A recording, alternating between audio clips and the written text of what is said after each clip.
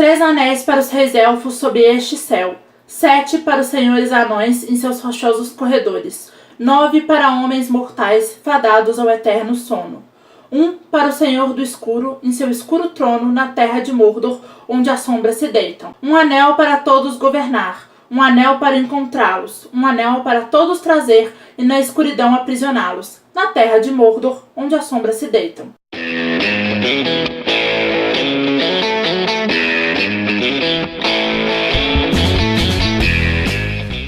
Oi galera, aqui é a Raíssa de Um Livro Só e no vídeo de hoje a gente vai conversar um pouquinho sobre O Senhor dos Anéis, A Sociedade do Anel. O Senhor dos Anéis é um clássico de alta fantasia escrito pelo Tolkien, o mestre desse gênero. Antes de falar da história em si, eu preciso falar da criação da Terra-média como um todo.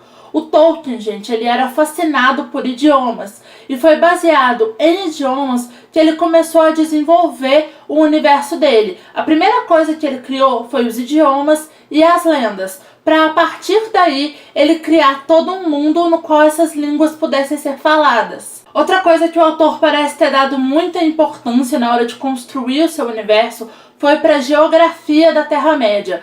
Como O Senhor dos Anéis é um livro de jornada, a gente vai atravessar a Terra-média quase que inteira com os personagens. Então o autor vai descrever com uma riqueza de detalhes absurda as paisagens pelas quais esses personagens passam e os caminhos que eles vão percorrendo. Os mapas também são sensacionais.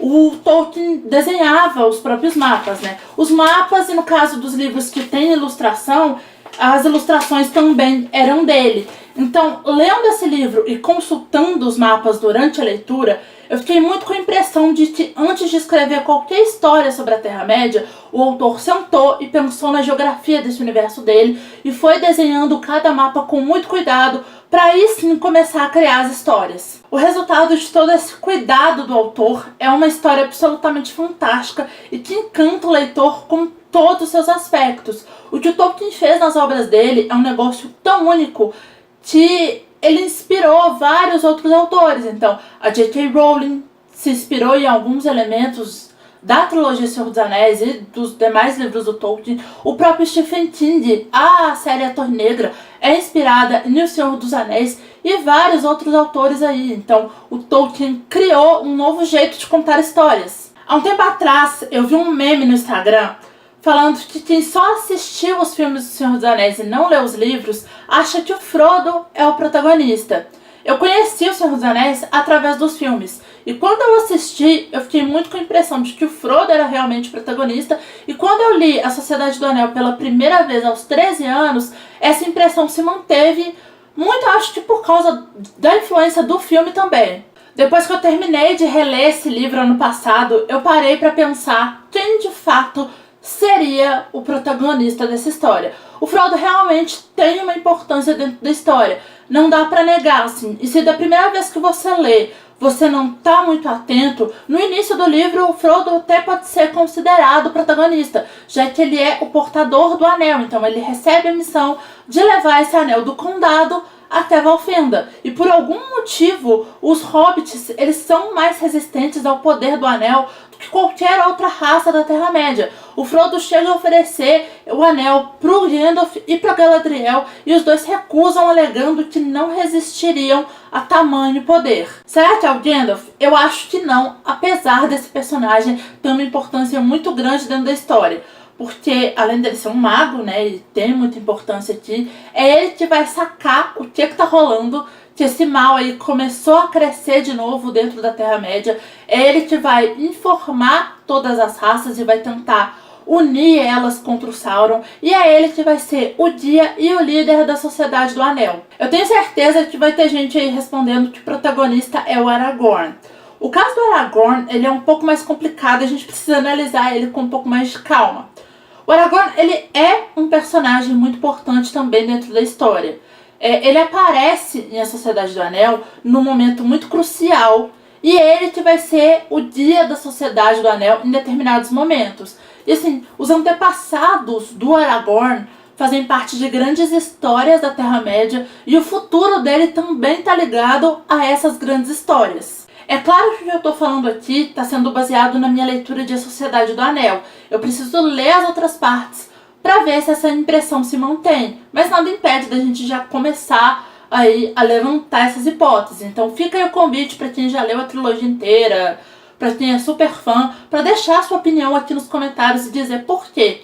Só que assim, pra mim, se a gente for analisar somente A Sociedade do Anel, o Aragorn ainda não é o protagonista.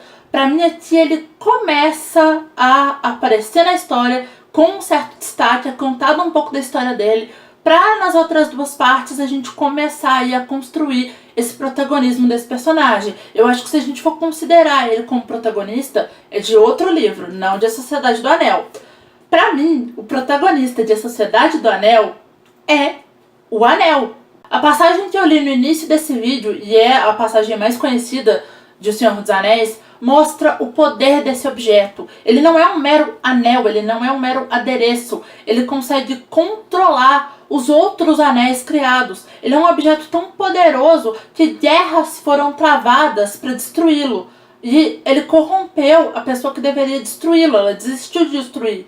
O Sméagol, por exemplo, ele era uma criatura próxima de um hobbit, ele era bem parecido com um hobbit, era uma raça irmã de hobbits, e aqui eu não tô dando spoiler porque no livro Hobbit isso já é mencionado. E olha o que ele virou, né, um negócio totalmente magro, enlouquecido. O Sméagol foi totalmente corrompido pelo poder do anel. E agora ele tá despertando novamente e tá tentando com todas as forças chegar até o Sauron, que é o mestre do anel, para que o mal reine novamente na Terra-média. Então olha o poder desse objeto, é ele que vai conduzir aí essa história como um todo. Então é por isso que eu acho que ele é o protagonista, porque se não fosse ele, nada disso existiria. O Bilbo encontra o anel lá no Hobbit, no capítulo Adivinhas no Escuro. E no início ele parece só um adereço inofensivo, tanto que a forma como o anel é apresentado no Hobbit é completamente diferente da forma como ele aparece em O Senhor dos Anéis. Demora para que eles percebam que esse anel, o anel do Bilbo, é de fato um anel. O Gandalf vai aos poucos percebendo que o mal está ressurgindo na Terra-média e convence o Bilbo, que já tá bem idoso, bem debilitado, a passar o anel pro Frodo, que é o sobrinho dele. O Frodo então vai para Valfenda para levar o anel até lá, para que lá eles decidam o que fazer. Em Valfenda é formada uma sociedade, a Sociedade do Anel, que representa todas as raças da Terra-média que estão lutando contra o Sauron. Então, como os espectros do Anel, que são servos do Sauron, são 9, a Sociedade do Anel também é formada por 9 membros. O mago Gandalf, os hobbits Frodo, Sam, Pippin e Merry, o elfo Legolas, o anão Gillen e os humanos Aragorn e Boromir. Eu falei que o Bilbo encontra o anel lá no Hobbit, mas não necessariamente você precisa ler o Hobbit para entender o Senhor dos Anéis. Eu sempre recomendo, porque o Hobbit é uma história que vem antes e ela é consideravelmente mais simples em termos de linguagem mesmo do que o Senhor dos Anéis. Então, para quem quer se habituar com a escrita do autor, é melhor realmente ler o Hobbit primeiro. Mas se você não quer ler, você quer partir direto para o Senhor dos Anéis, não tem problema. O autor coloca aqui um prólogo em que ele vai dar pra gente várias informações que a gente precisa ter antes de começar a ler o Senhor dos Anéis propriamente dito. Então, o prólogo da Sociedade do Anel, vocês não podem deixar de ler de jeito nenhum. Eu li a Sociedade do Anel pela primeira vez aos 13 anos. Na época eu já gostei muito da história, mas naquela época esse livro me pareceu muito mais lento e difícil de ler.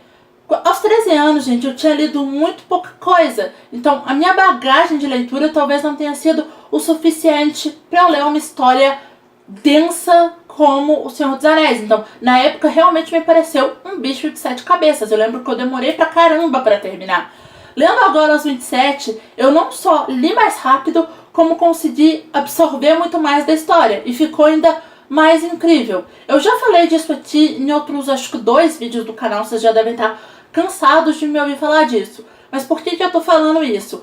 Porque assim, gente, às vezes a gente não gosta de um livro porque não era o momento da gente ler esse livro. Eu, na primeira vez que eu li, eu gostei muito de Senhor dos Anéis, mas me pareceu uma leitura muito mais difícil porque eu não tinha tanta bagagem assim. Então, às vezes, leitura é uma coisa de experiência mesmo, de momento. Às vezes você não gostou de um determinado livro porque simplesmente não era o momento certo de você ler. Eu não posso terminar esse vídeo sem chorar as minhas pitangas.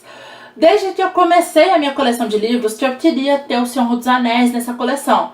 Várias pessoas já falaram pra mim que pensaram em me dar o livro, mas acharam que eu já tinha. Gente, isso é um toque. Esse tipo de coisa você não conta pra pessoa. Você não fala pra ela que você ia dar um livro pra ela e você achou que ela já tinha. E aí você preferiu dar uma blusinha. Isso não se faz. Isso se chama tortura de leitor.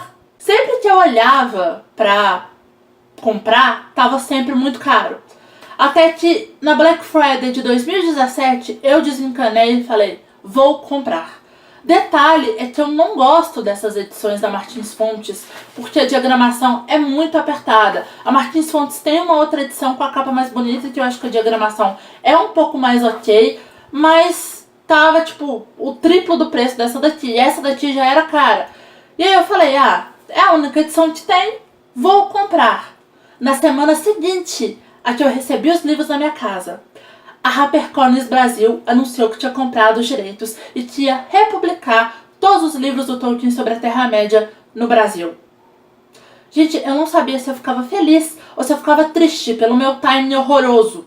A tradução da Martins Fontes, ela é uma tradução que me parece ser muito boa. O meu inglês ele não é suficiente para eu ler nada do Tolkien no original. E tradução boa pra mim é aquela que faz com que você entenda claramente a história, e a da Martins Fontes faz isso, e assim, dá pra ver que eles investem em tradução mesmo, porque é sempre mais de um tradutor. Alguns livros, acho que o Hobbit tem um tradutor específico para poemas, então assim, dá pra ver que a Martins Fontes se preocupou em fazer uma tradução de qualidade, mas foi só.